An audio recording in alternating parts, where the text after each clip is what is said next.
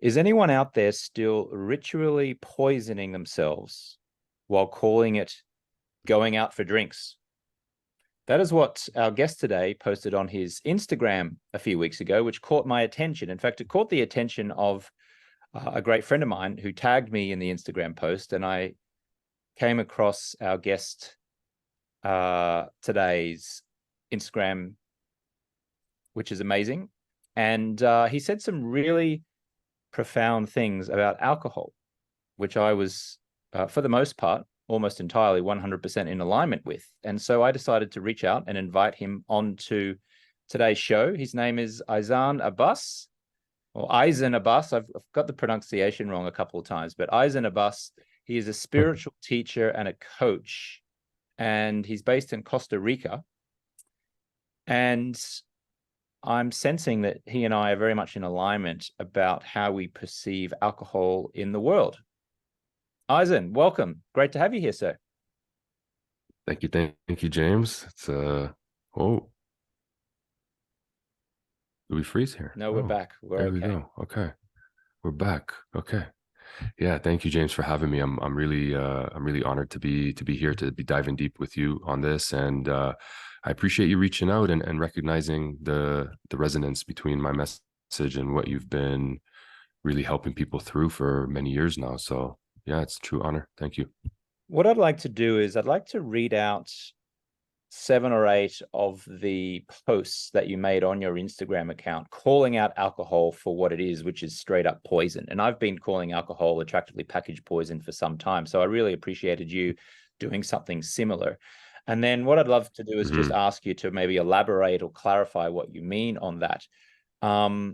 Just before I do that, though, I'd just love to know a little bit more about you. Tell our listener who you are and what you do. And yeah. Yeah, so my name is Ihsan Abass. It's pronounced eyes in, and I am on this path of remembrance, helping people connect deeper into the essence of their being. I'm a teacher at the Great Mystery School with my wife Shanti, and we host retreats, we host workshops, we are essentially friends and guides along this path of remembrance and this path of expansion. I do a lot of work with men currently as well, hosting men's retreats. I have my men's group with the fellowship, and this is just the path of remembrance, as I've said, and a soul-led mission to connect with aligned folks on their path of awakening. So Beautiful. Thank you very much. So one of the things you said on your Instagram was what I said in the beginning of this episode, which was, is anyone out there still ritually poisoning themselves while calling it, quote, going out for drinks, end quote? Tell us what you meant by that.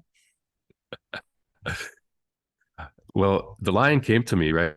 Because I've been saying that alcohol is a true poison, and it's interesting how it's classified in our society as a drug, and it kind of like gets hidden under this thing that it's a drug. And because drugs are widely accepted in society, it's just normal. But when we think of alcohol as a poison, it really brings into our awareness, like, what is it that we're ingesting? And it's interesting too, because it's so widely socially acceptable to go out every weekend and to drink. And so this thing came to me. It's like we're ritually poisoning ourselves and kind of fooling ourselves by calling it going out for drinks. And that's kind of how the line came. And it definitely sparked a bit of a controversy in the comment section, for sure. Yeah. Why do you feel that alcohol is straight up poison as opposed to, it's all right, it's just something that we do. Yeah, we know there's a few little side effects. But poison is a very strong word. Like, why do we feel like alcohol is, strictly speaking, poison? Yeah. So let's look at what the definition of poison is, right? Because it's easy to just make inflammatory statements like this, but let's actually look at what the definition of a poison is. So I pulled this up yesterday in preparation for our call today. So Merriam-Webster's dictionary, right, defines a poison as a substance that through its chemical action usually kills, injures, or impairs an organism. And so if we look at alcohol, right, it definitely leads to a lot of death, whether through drunk driving, whether through domestic violence, whether through fits of rage, fights at clubs and all this stuff. So it definitely does lead to death. It leads to injuries, and it impairs an organism. And so by the very definition of what a poison is, when we look at what alcohol does, it fits that definition perfectly. And so when we look at also the way the substance works on the body, it is literally activated as a poison. It is going and essentially attacking your brain. It is attacking your organs. It is attacking every cell in your body. It is actually the only drug, so to speak, if we want to call it a drug in the way that society labels it. It's the only drug that attacks the entire body as a whole. And so for me, my direct experience, my understanding of the substance and its effects, just from sheer logic, it's like, this is poison. In a very attractive bottle. In a very attractive bottle and in various many forms, and the thing is, like, and I know you're going to get to one of the slides here, but that's part of it too. The way it's marketed, the way it's packaged, the way it's diluted, the way we mix it, the way it's part of culture, and many cultures as well. So it's like this fixture of purification of the spiritual wounds to keep us really stuck where we are, So yeah, and that's why the last thing I said was alcohol is a straight poison. Changed my mind. It was an open invitation. Somebody change my mind, please. I'm open to being corrected. I'm open to seeing things differently. Somebody changed my mind here. And nobody could. Nothing that was shared, nothing that was said was carried any weight, was valid, was logical. It was a whole bunch of, anecdotal direct experience, justifications, projections, misdirections. So I mean, I'm open, man. Yeah. You said that the origin of the word alcohol comes from the Arabic word al-ghul. And I've actually seen some previous research which suggests it comes from the Arabic word alcohol. And my understanding was alcohol means body-eating spirit.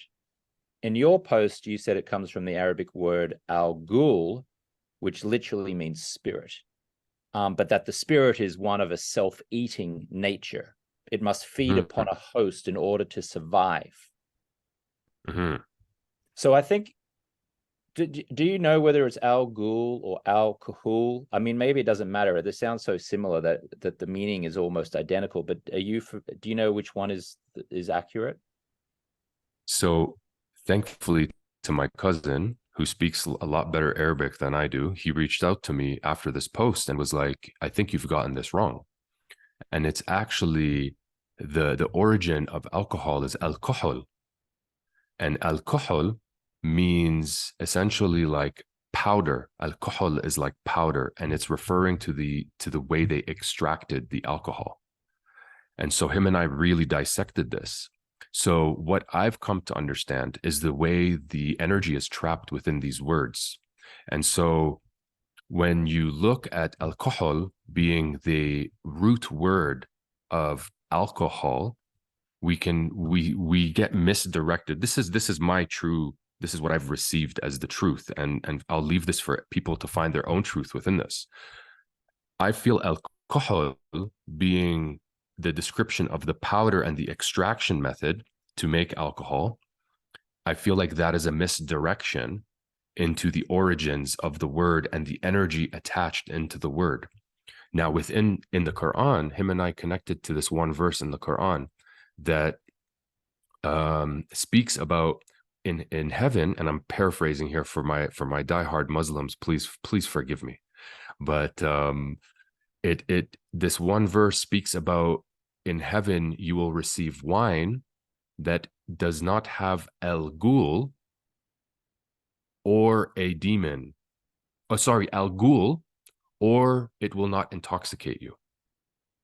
And so within that verse, we start to see the origin of alcohol, meaning al ghul, the spirit. It will not carry a demon spirit, and it will not intoxicate you. So the wine that you will drink in heaven will not carry a demon spirit and will not intoxicate you. So for me, I see this as the origin of the word alcohol and the true energy loaded in this word, whereas it's being misdirected and told to people that it's alcohol, which is like powder. So when we look at this verse in the Quran, it reveals to us al ghul, meaning essentially demon spirit. So that's for me what I've received as like the origin and the energy loaded into this word. I've been sharing publicly for a couple of years that it means body eating spirit. Alcohol comes from the Arabic term body eating spirit. Is that from your most recent research accurate? Well, I think it's being inferred that it's a body eating spirit based on our experience of what alcohol does. But let's go back one step and just look at in terms of energy. So when you and I don't want to say demon and stuff because it carries a lot of kind of religious stigma behind these words. But if we look at essentially a spirit that is life preserving, it must essentially eat on itself, or it must eat to remain, to survive. And so there's everything carries a spirit in this life. So we have, plant spirits, people smoke cannabis, ayahuasca carries a spirit, animals carry a spirit. We're having a spiritual experience in this human body, right? And so the spirit within alcohol, it must feed upon its host in order to survive. And that's maybe why it's been now widely kind of said that it's a body eating spirit in that sense. It's because it's actually must feed upon the body in order to remain, in order to survive. And we see that even with the way people continue to come back to alcohol. It's not as though people are having one-off expansive experiences that are expanding their consciousness and they move forward without needing to drink again. It's like they're stuck looping. So it's like this thing that keeps them preserving. It must preserve itself through this host. You said, quote, if you need to have a few drinks to feel loose enough to sleep with someone, then you are basically drugging yourself in order to be taken advantage of. I'll say that again. If you need to have a few drinks to feel loose enough to sleep with someone, then you are basically drugging yourself in order to be taken advantage of. Did you clarify that? Let's reverse it. Let's reverse this to find clarity, because this is what will help us find clarity in these statements, is if we reverse it and see if it still holds merit. If I need to provide if I'm on a date with a woman and I need to provide her alcohol to increase my chances of sleeping with her, am I not in essence drugging her? Am I not in essence, where's my intention coming from? If I go out for a few drinks in order to increase my chances of sleeping with this person, what are we saying here that I'm doing? All right. I'm trying to lower her inhibitions. I'm trying to put her in a state where she's more likely to want to sleep with me. right? So where does the line go from like a legit, this is very serious stuff here, so I don't say this like easily. Where does the line get drawn between full out drugging her and intentionally wanting to take her out to drinks in order to increase my chances of sleeping with her? Is this like a black and white thing, or is it on a spectrum? And so the question I posed in my stories that I should have put in the post was, it wasn't a question, it was a comment. It was, any man who takes a woman out for drinks in the hopes of increasing the chances of sleeping with her is exhibiting sexual predatory behavior. And so that is easier to understand, right? We can understand that if you're trying to induce a woman into a inebriated state in order to sleep with her, it's predatory behavior. You're preying upon her.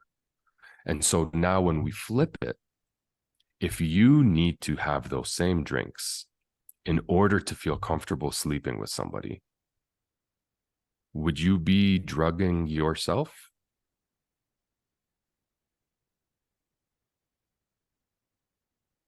Because what aspect of you is providing you the alcohol in order to make it easier to sleep with this person? Would you want to sleep with this person if you were sober? Would you want to face your own discomforts in this intimate experience if you were sober? So like, what is it that you are trying to increase the chances of by inducing yourself in this state? Got it. Got it. I'm Tell sure. me, I'm curious. What did you make of that? How does that land for you, James? I mean, it's making me think deeply about all social interactions, whether it's a man trying to seduce a woman, or whether it's a woman just trying to create a connection with a man, or whether it's a woman trying to create connection with a woman, and not even if there's any romantic connotation. It might just be a boss and a staff member, or colleagues, or friends, or someone who's just trying to get into a social group. I guess you could use the same kind of thought process to rethink the drink, so to speak. I know that the example you used was, a man who is, let's say, sexually desiring a woman. However, the same concept works in all scenarios, I would submit. 100%. 100%. And that's why, if you're using alcohol as a way to manipulate a situation, let's take sex out of the equation. If you're using alcohol as a way to manipulate a situation, then you have an awareness as to what this substance actually does. Hmm. And even if that is, even if it's coming from a more kind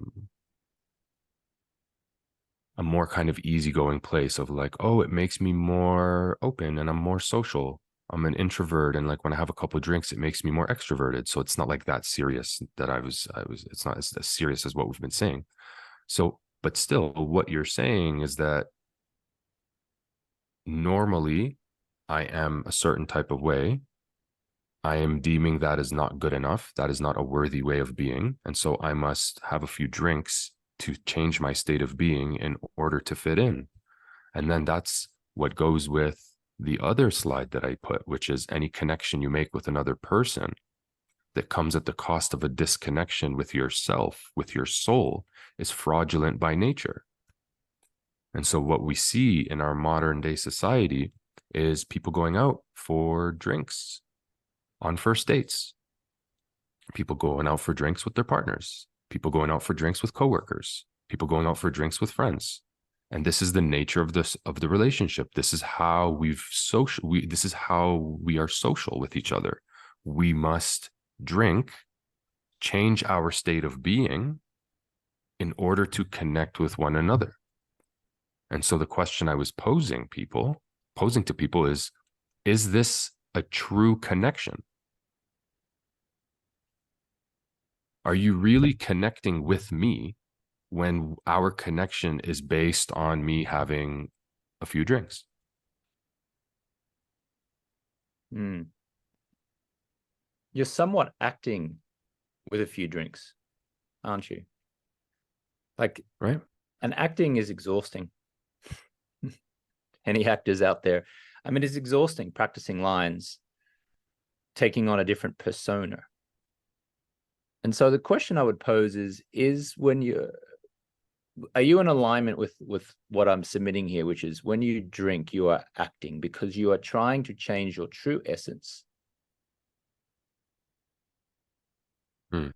by drinking. Or someone might argue maybe your true essence comes out as a result of drinking the poison, and that we're acting all the time without it. Mm. Interesting. Interesting. I think by large in part, we are acting all the time. Where for many of us have been acting our whole lives, wearing masks, performance acting, pretending to be what we feel will deem us worthy of love in this society of conditional love, right? In this transactional game, I'm going to appear a certain way in order for James to love me and like me and accept me. So yes, with or without the alcohol, many people are acting, right? I'll go one step further about the alcohol. So we have an understanding, or maybe we don't, but for me, what I look at as when somebody blacks out, this is beyond acting now. When somebody blacks out, what is happening when they black out? What is happening is this is a full-blown possession. That person's consciousness is not what is driving the bus. They don't even remember, they're not aware of what they're doing. So like if we talk about what it means to be possessed, this would be an indication of a possession. That person is not themselves anymore. Somebody else, something else is driving the bus. And so what I pose here, and I'm curious to hear your thoughts, is that this possession does not occur on a flick of the switch thing. It's not a black and a white thing. It's actually happening on a contrast. It's in a gradient. It's on a spectrum. And the more we drink, the more we ingest of this substance, the more we are opening our field up for a bioenergetic possession. And so when you say you are not yourself anymore or you are acting, I'm going to go one step further and I'm going to say it may not even be you that is speaking. It may not even be you that is getting into these altercations. It may not even be you that is sleeping with that person. It may not even be you that is having a great time laughing. It may be an aspect of you, but I feel as though it opens up our field, it lowers our vibration, and these things, these spirits can really start to attach and take hold. And we see that through a blackout. Like what's happening during a blackout? Mm. So I'm curious to hear what you think. Well, maybe it's the body-eating spirit that's possessing us. Mm, mm, mm-hmm, I mean, we're talking about the definition of alcohol or algul, and which definition mm-hmm, is the accurate one. But maybe when we're drinking, that is it. That's the body-eating spirit that is taking control and possessing us. Hence the word possessed. What was that movie with the young girl who was possessed in the movie, famous movie in the 80s or 90s, horror movie? The Exorcist. The Exorcist. That's it. When you said the word possessed, I thought of that movie immediately, where Right. the young woman is possessed by the spirit, right? Mm-hmm, So maybe when we digest this attractively packaged poison, we're essentially digesting a body-eating spirit, both in terms of it's actually eating away at our body, at our cells, because studies have shown that even one seemingly innocent glass of wine a night destroys gray and white matter in the brain. So it's physically destroying us. And then spiritually, energetically, maybe you can elaborate on this because this is your field of expertise more so than mine. It's eating away at our spirit. Or maybe a new spirit is coming in and possessing and taking over. Maybe it's not even eating away at our existing spirit. Maybe it's just come in and just literally like replaced it for that period of time. Yeah, at the very least, it's disrupting the signal between you and your own soul. And there's there's a way to feel this. Like, how present do you feel after a couple of drinks? And in terms of the energetics of what's happening, just let's look at our direct experience. How does your body feel the next day? Forget science, forget the woo woo. Just look at our direct experience. After a few drinks, after several drinks, how do we feel the next day? Our energy levels, for the most part, unless you're a rarity out there, or you're like 19 years old or something, our energy levels are shot. We spend the next day trying to recoup. And so it's very evident just from learning from our direct experience that the impact it has on our energy is very destructive. And now, in terms of the the spiritual aspect of it, many cultures, they recommend avoiding alcohol. In fact, they denounce avoiding alcohol because there's an understanding that, what does it mean to be spiritual? To be spiritual means to be connected to your spirit. It doesn't mean to be doing ice baths and meditating and doing tarot cards and all this stuff. It just means to be connected to spirit. And so when we are intoxicated, when we are not in control of this vessel and of our experience, we are disconnected from spirit. And so there is this knowing and there's this understanding in many traditions. You can go from the Amazon, those who are serving medicine in the Amazon, to all over the world. Spiritual masters from all over the world will tell you that to disconnect from yourself, to disembody, is it's missing the mark, right? And that's where people do you hear my dog barking in the background? He's Yeah, but going a it's little fine. crazy. I think he got okay. It's not Okay. intrusive. Continue. Um okay, that's Batman got locked out, I think. And so when we look at the word sin, right, we hear this often. Alcohol is a sin, and religion has a way of shaming and guilting people into correcting their behavior. But when we look at the root word of sin, coming from the Greek origin of, like, it means to miss the mark. And so if what you're aiming at is to embody more of the soul within this experience, then to drink alcohol, to disembody, is to miss the mark. And so we start to see this being like we see this as, a code, so to speak, from many cultures, many religions, many spiritual masters that are like, hey, alcohol may not be the highest path if what you're aiming at is to anchor in the frequency of your soul, to be connected deeply to spirit. And as we see as well, this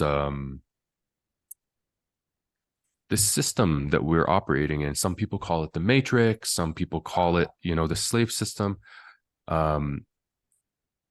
This industrial complex, capitalism, whatever word you want to use,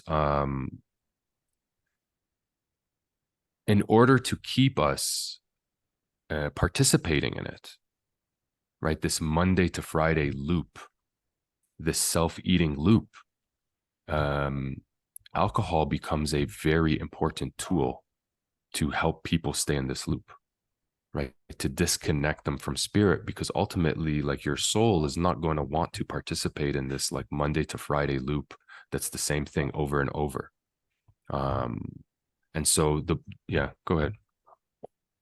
And you refer to this as self-abandonment at the highest level. Mm-hmm. Mm-hmm. So in Yeah. spiritual warfare, anything that you willingly partake in that weakens the signal to your soul and disconnects you from spirit is self-abandonment at the highest level. They were your words on your Mhm. Instagram posts. So you see all of this as Yes. self-abandonment. We're abandoning ourselves. We are abandoning ourselves. Right. Right. When we just even said like, um, can we press a pause? I'm sorry. I've got to let him in. He's very Sure. distracting right now. Yeah. Give me Yeah, one. I'm sorry. it's all right. We're talking to Ihsan Abass, spiritual teacher and coach. You can find him on Instagram at eyes_in_. It's a little bit challenging, but if you would like to follow some of Ihsan's preachings, I guess, for lack of a better word, you can go to eyes_in_, and you'll find him there. This is a fascinating conversation. I'm enjoying this. He's coming back. Welcome back. Oh, my apologies for that. I wasn't able to really like connect deeply. He's barking at the door outside. So All good. okay, so what we were saying, yeah. So what you're saying is you're asking, okay, so in this spiritual war, this was my quote. In this spiritual war, anything that connects you from spirit is self-abandonment at the highest level. And so what we see in our society is those who are in power, let's say, they're providing us a plethora of avenues to numb, to disconnect, to avoid ourselves. And this is all by design. I mean, everything is perfect and everything is leading us to develop a greater connection with our spirit and with our soul. But when we see um, when we see the responsibility we have to cultivate a deeper connection with ourselves, when we are avoiding the self, we are abandoning the self. And so my comment was to really bring into people's awareness, like, are you abandoning yourself when you're going out for drinks? Is there something that you're avoiding? Is there something that you're numbing? Is there signals within yourself that you're dulling? Like, if are you avoiding the signal from your soul that's indicating to you it's time for a change, whether that be a lifestyle change, a career change, a relationship change, something that wants to be shifted within your life?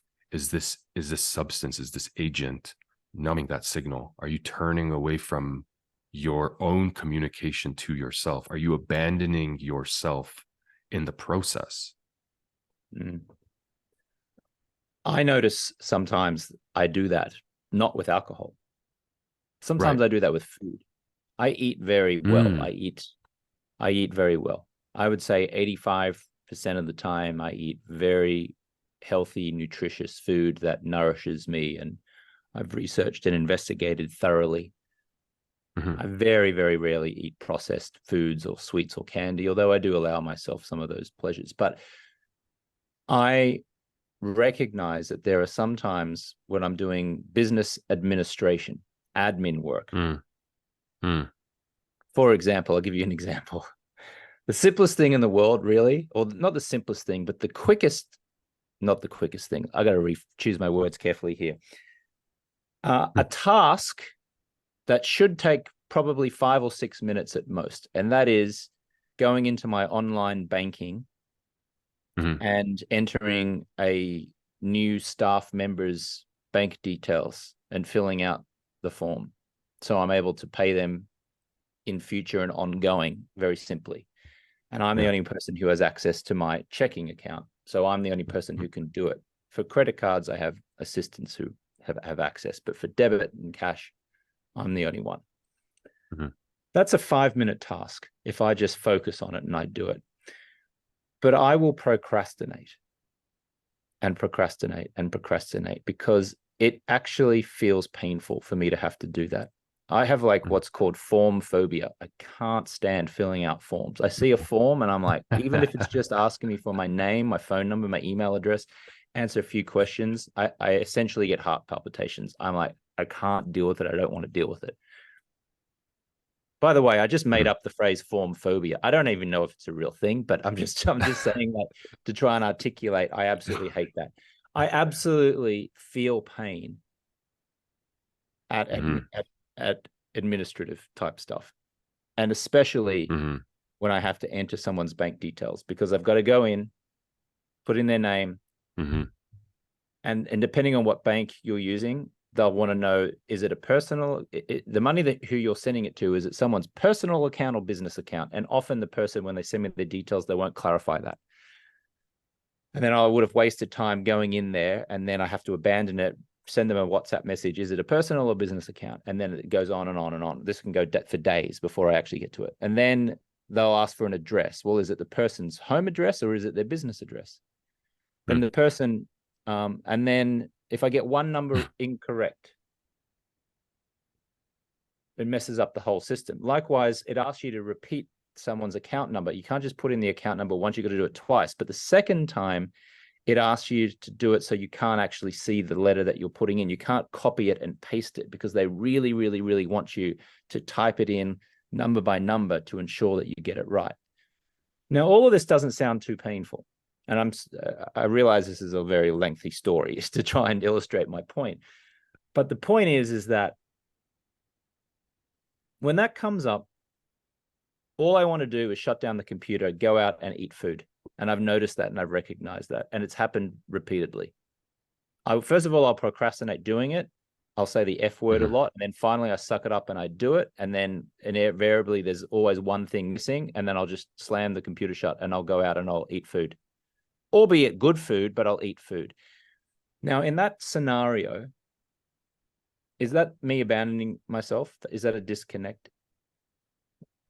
Is that just equally as, I don't know if damaging is the word, or is that equal? Are the consequences of doing that of equal significance to someone who drinks alcohol to numb themselves from whatever pain they're experiencing? My pain doesn't seem like that big in the broad scope of thing. However, in my life, it's pretty painful. Are they equal? Are they equally ineffective?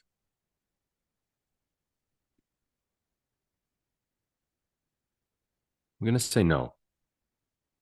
I'm going to say no, because what you're avoiding in that moment is this task of filling out a form.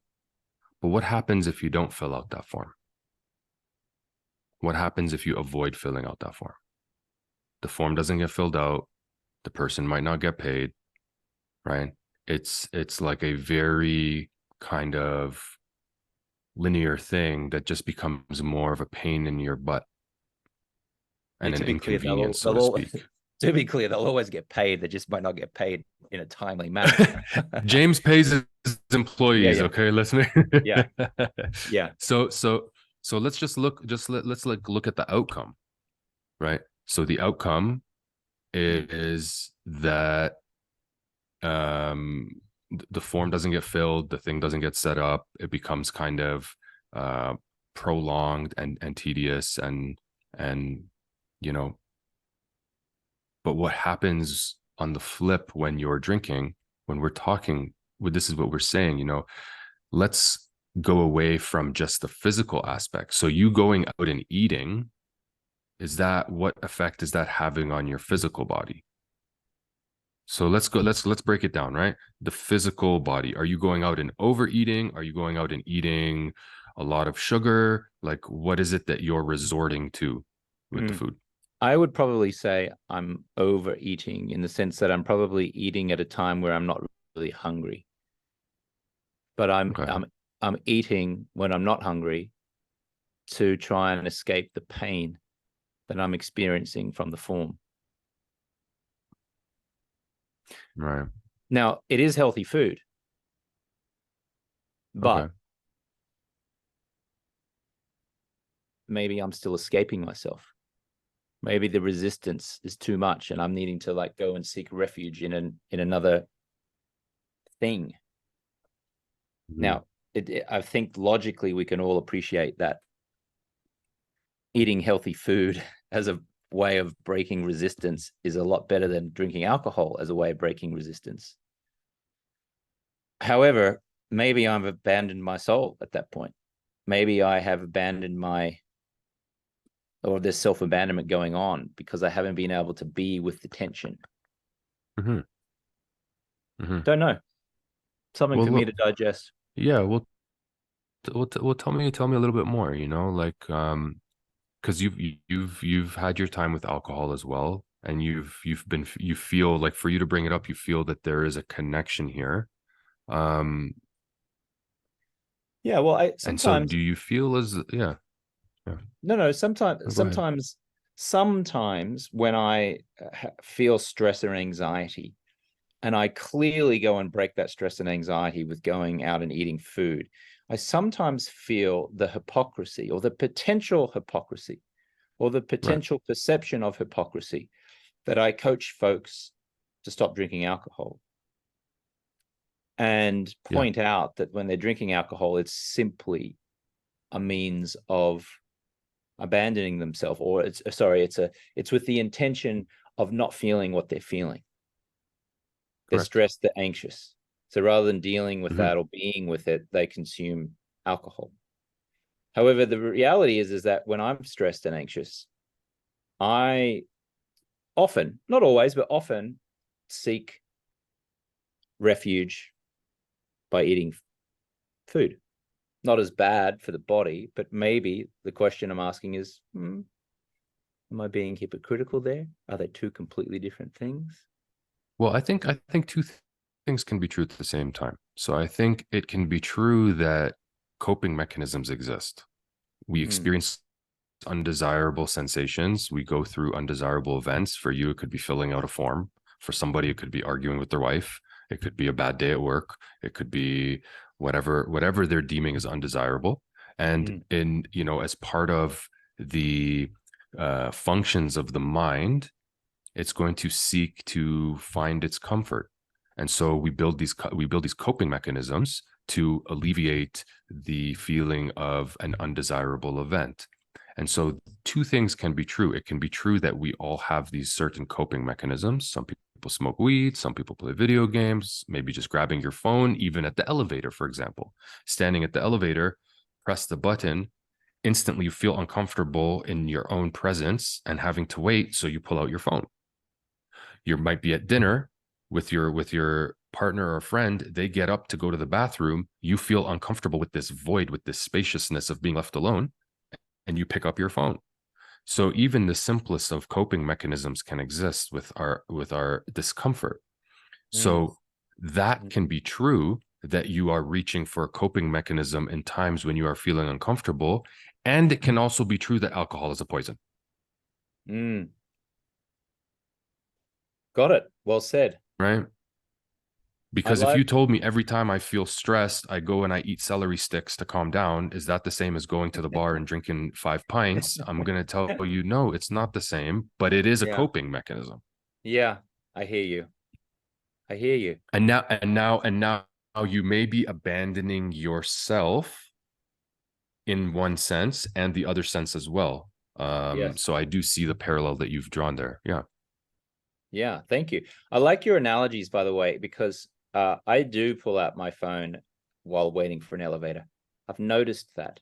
I haven't sat and pondered it, but I have noticed it for a second or two every time I do it. I go, oh, isn't it interesting? I'll just pull out my phone. Mhm. What is going on when we do that? That we and also when someone goes up to use the bathroom, I do tend to go and turn my phone over and look at my Mhm. phone while I wait for them. What could be going on there with us when we do that? I think a part of us might just be uncomfortable being alone, uncomfortable in the silence of our own being, uncomfortable in our own thoughts, but also too, like, we are animals, creatures of conditioning. And Mm, so a lot of modern day conditioning has reduced our attention span quite significantly. And so It the has. mind is going to constantly look for stimulation. And Mm, so you're standing there, you press the button for the elevator, your mind wants the next thing. And so you pick up the phone. You're sitting talking with somebody for dinner, they get up to excuse themselves to go to the bathroom, your mind wants to be stimulated right away. And so some of what I teach is like, can we have discipline over the mind's reach for stimuli? And so can you train yourself when you feel that impulse to pick up the phone? Can you train yourself to just like be with yourself, be observant, be present, look around the restaurant? What do you mm, notice? Can you feel into your senses? Can you feel the bottom of your feet on the ground? Can you be fully present in your body and start to train your presence as opposed to quickly being kind of being led by your mind's desire for stimulus? you Yeah. know, I'm quite proud and dismayed at the same time. I'm quite proud that I did this intentionally about 3 weeks ago in London, where I was thinking to myself, damn, I spend a huge amount of time on my phone. I'm going to leave Mhm. my phone at home, go out to dinner by myself and have a meal and come back. And I did. And I went out to a pizza place on a Sunday night. I like to have pizza on some Sunday nights. I eat so well Nice. most of the time, but I enjoy the ritual of a pizza on a Sunday night. I went to this pizza place and I sat there in London without the phone and I just observed. And I tell you, it was fascinating to be with myself because it did feel uncomfortable. Mhm. And at the same time, it felt comfortable observing a whole host of things that I ordinarily wouldn't have noticed if I had had the phone. But I'm praising myself for doing it one night out of probably a year. So now that you've raised this, I'm thinking, wow, maybe if I just create the habit of going to dinner, like when I know I'm going to go and eat by myself, maybe I just create the habit of leaving the phone behind and going to eat and be away for an hour or two to practice the muscle of being with myself and being present with myself. I like that. Yeah. Yeah. And then maybe also too, bring the phone with you and don't reach for Mm, it. that's And then building that level of discipline with yourself that like I don't, because when we have to leave the mm, phone at home, what we're yeah. saying is I don't trust myself to not grab this phone. So I have to literally leave it away from me. That is And Jedi so mind stuff. even Yes. Taking the right, phone with right. you And and so, you're not allowed to so look at it. Wow. so like take the phone with you and like trust that when you feel that impulse, because also too, you want to maybe feel that impulse of pulling out the phone and then Mm, saying no and building that friction within yourself to feel the mind pull you to this draw for compulsion, this draw for an atomic response, automatic response, and for you to like exert willpower over yourself to be like, no. And then this is how you're building this like strength over the mind and this strength within your spirit to exert what you feel is in your highest. mm. I like that. I like that. And in doing so, you're training the muscle of when you crave an alcoholic drink, you decline the craving or you avoid the consumption of the body eating spirit attractively packaged poison that we call alcohol. Mm, Yeah. I like that. Eisen, this has been a wonderful conversation. Thank you, This has James. been eye-opening and thought-provoking and feeling provoking as well as another way of saying that, because thought-provoking obviously is now we're in the logical part of the brain, we're thinking, whereas feeling is a different type of energy or different type of thing altogether, isn't it? So I thank you for being thought-provoking and feeling provoking as well. I appreciate that. Yeah.